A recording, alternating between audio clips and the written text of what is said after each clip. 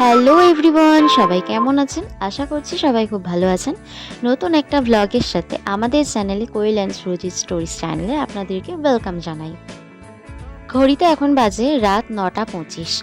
দেখেই বুঝতে পারছেন আমরা এখন স্টেশনে আছি। এই সবেমাত্র আমরা ট্রেন থেকে নেমেছি, এই ট্রেনটা থেকে। আজকে আমরা যাব হচ্ছে নর্থ বেঙ্গল। নর্থ বেঙ্গল মানেই সবাই জানেন কোথায় যাওয়া হচ্ছে। তো আজকে আমরা যাব দার্জিলিং। তো প্রথমেই আমরা যাব না দার্জিলিং। দার্জিলিংয়ের একটা অফবিট জায়গা, সেখানে যাব। তো সেই ভিডিও নিয়ে পরে আসছি।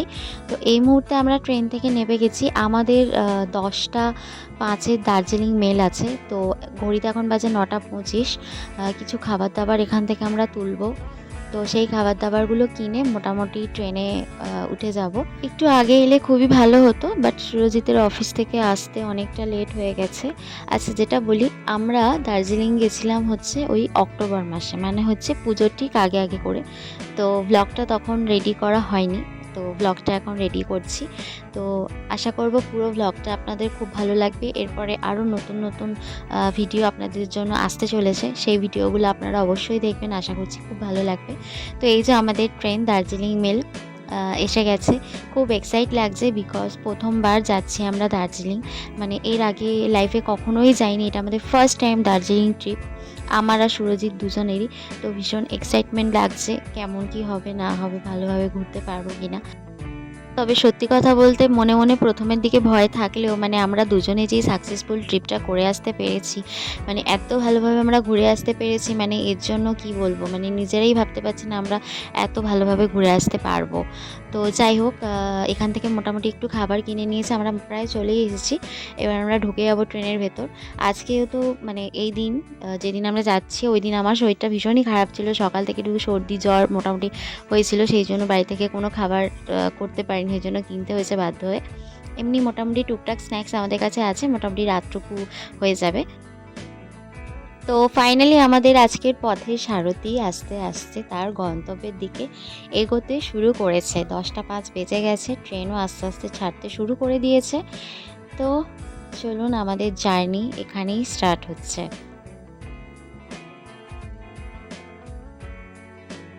তো এখন না আপাতত নিচেই বসে আছি, বাট আমাদের সিট কিন্তু একদম আপারে, মানে আমাদের দুজনেরই সিট আপারে। প্রথমে যখন আমাদের ট্রেনের টিকিটটা কাটা হয়েছিল, আমি না খুব ঘাবড়ে গেছিলাম, কারণ একদম আপারে সিট, মানে একদম ওপরে সিট। তো কখনো এক্সপিরিয়েন্স নেই ওরকম ওরকম ওপরে উঠে বসে যেতে পারবো কি না, এই ভয় আমার মনের মধ্যে কাজ করছিল। এবং এটাও ভাবছিলাম উপর থেকে পড়ে যাব না তো, উপরে উঠতে পারবো তো। বাট নিজে যখন এক্সপিরিয়েন্স করলাম, মানে কি বলবো, আমার কোনো প্রবলেমই হয়নি। উঠতে নামতে তো কোনো প্রবলেমই হয়নি, এমনকি ওপরে উঠে ভালোভাবে বসেও ছিলাম আমি, এমনকি শুয়ে ঘুমিয়েওছি কিছুটা সময়ের জন্য। অবশ্যই ট্রেনে তো খুব ভালোভাবে ঘুম হয় না। হ্যাঁ, যারা ডেলি প্যাসেঞ্জার করে বা যাদের অনেকবার যাওয়ার অভ্যাস আছে, এক্সপিরিয়েন্স আছে, তারা হয়তো ভালোভাবে ঘুমাতে পারবে। বাট আমার যেহেতু ফার্স্ট টাইম, কোনো এক্সপিরিয়েন্স নেই, তাও আমি মোটামুটি ঘুমিয়েছি। মানে খুব গাঢ় ঘুম না হলেও মোটামুটি ঘুমিয়েছিলাম। তো এখন যাচ্ছি আমরা বালির ব্রিজের ওপর দিয়ে। তো বালির ব্রিজের ওপর মানেই বুঝতে পারছেন দক্ষিণেশ্বর মায়ের মন্দির। তো বালির ব্রিজের ওপর দিয়ে দক্ষিণেশ্বর মায়ের মন্দির দর্শন করে চললাম আমরা আরও সামনের দিকে। তো এই যে ফাইনালি সময় চলে এসেছে ওপরে উঠে বসার। তো আমি ওপরে উঠে দিব্যি আরাম করে বসেছি, আমার সত্যি কোনো প্রবলেম হয়নি। আমি এর আগে অনেকের মুখে শুনেছি, বাবা একদম আপারে সিট, তো খুব ভয়, উঠতে পারবো না, অনেক রকম সমস্যা, এরকম অনেকেই বলে থাকে। আমিও সেটাই ভেবেছিলাম যে আমি ওপরে উঠতে পারবো না, কারণ আমি মেয়ে, বাবা পারবো কি পারবো না। বাট আমার মনে হয় এটা ছেলে মেয়ে কোনো ব্যাপারই না, কেউ যদি পারে বা চেষ্টা করে সে সবটাই পারবে। তো আমিও উঠে বসেছিলাম, আমার সত্যি কোনো প্রবলেম হয়নি, উঠতে নামতে কোনো প্রবলেম হয়নি, বসতে শুতে কোনো প্রবলেম হয়নি। কিছুটা সময়ের জন্য আমি ঘুমিয়েও পড়েছিলাম। তো বেশ ভালোভাবেই বসে। তো আমার মনে হয় যে আপারের সিটটাই বেস্ট, তার কারণ হচ্ছে মিডিল বাথ যেটা হয় সেখানে কিন্তু মানে বসা যায় না, টাইম হলে সেখানে শুয়ে পড়তে হয়। বাট আপারে কিন্তু বসাও যায়, শোয়াও যায়, সব হয়। হ্যাঁ, একদম নিচে যেটা হয়, এই যে এনারা যেমন আছেন শুয়ে, এনাদের কোনো অসুবিধা নেই, এনারা বসতে পারবে, শুতে পারবে, সব। বাট একদম মিডিল হলে সেটা বসতে পারবে না। বাট আপারে সত্যি কোনো প্রবলেম হয়নি।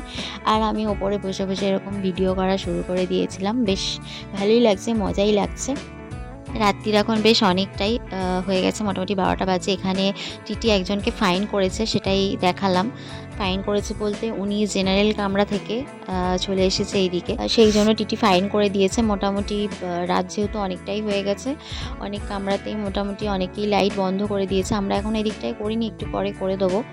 তো আমাদেরও মোটামুটি টিকিট চেক হয়ে গেছে। আর সুরজিৎ ওই পার থেকে ভিডিও করছে, আমি এই পার থেকে ভিডিও করছি, দুজনে এই করছি। আমি তো প্রথমে ভেবেছিলাম ঘুমাবোই না, বাট অনেকটা রাত যখন হয়ে গেছিলো তো তখন একটুখানি শুয়ে চোখ লেগে গেছিলো।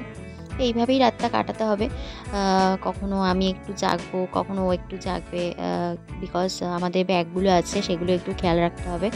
তো এইভাবেই একটু দুজনে সারা রাতটা কাটাবো।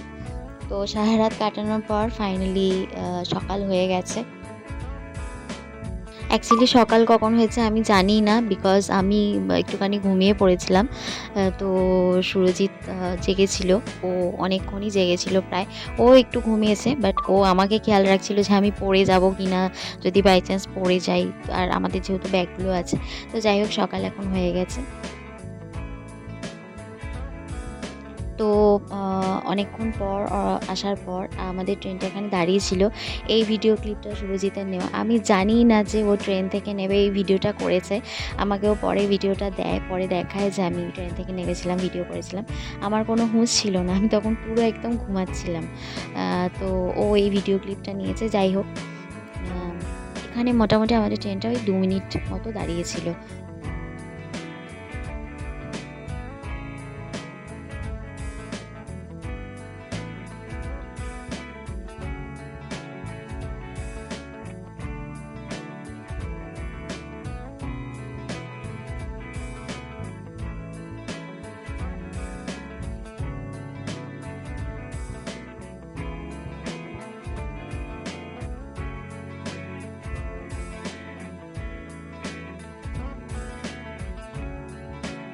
তো এই মুহূর্তে আমাদের ট্রেন কিষানগঞ্জে একটুখানি দাঁড়িয়েছে।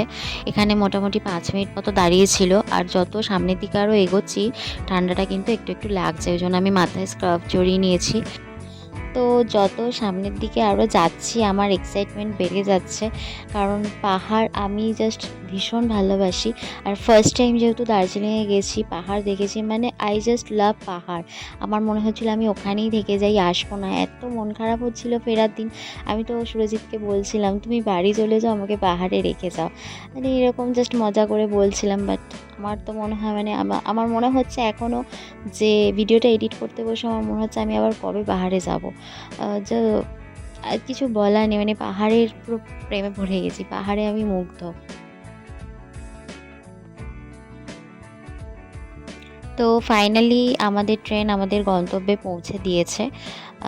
ফাইনালি আমরা এনজেপিতে নেমে গেছি। আমাদের ট্রেনটা কিন্তু একটু লেট করেছে, ভালোই লেট করেছে, ওই 1 ঘন্টা মতো। যাই হোক, তো এখন ট্রেন থেকে নেমে সোজা হাঁটা লাগাবো, কারণ আমাদের গাড়ি যেহেতু আগে থেকেই বলা ছিল, তো সেই জন্য ওনাকে এখন দাঁড়িয়ে এখানে ফোন করব, কথা বলবো, উনি এসে গেছে কিনা জানবো। তো সেই মতো এখন সামনের দিকে এগিয়ে যাব।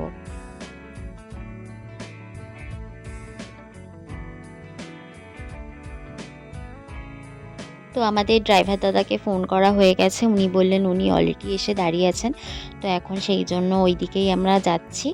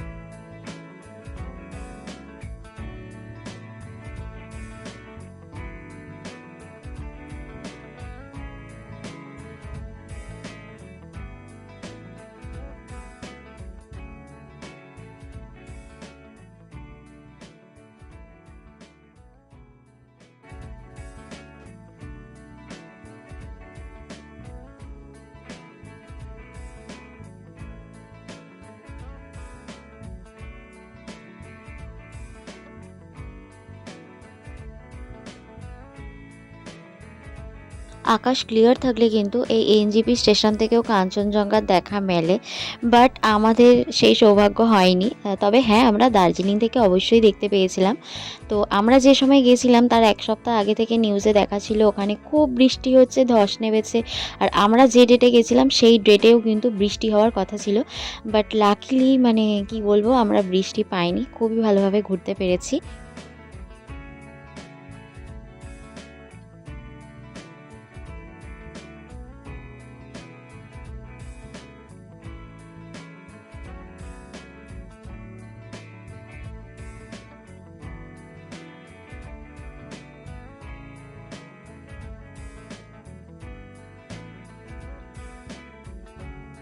তো আমরা স্টেশন থেকে একদম বাইরে চলে এসেছি, স্টেশনের বাইরে। এখানে এই যে অনেককেই দেখতে পাচ্ছেন যারা দাঁড়িয়ে আছে, এনারা কিন্তু ওই গাড়ি আপনারা নেবেন কি না, কোথায় যাবেন, ভালো গাড়ি আছে কম খরচে, তো এইসব অনেকেই বলছে। আপনারা চাইলে এনাদের সাথেও কথা বলতে পারেন, আর যদি আপনাদের গাড়ি আগে থেকে বুক থাকে তো সেটাতে অবভিয়াসলি আপনারা যাবেন। তো আমরা একটু সামনের দিকে আরও যাব, যেখানে পার্কিং জোন আছে, মানে যেখানে সব গাড়িগুলো পার্কিং আছে। তো সেখানেই আমাদের ড্রাইভার দাদা দাঁড়িয়ে আছে আমাদের জন্য।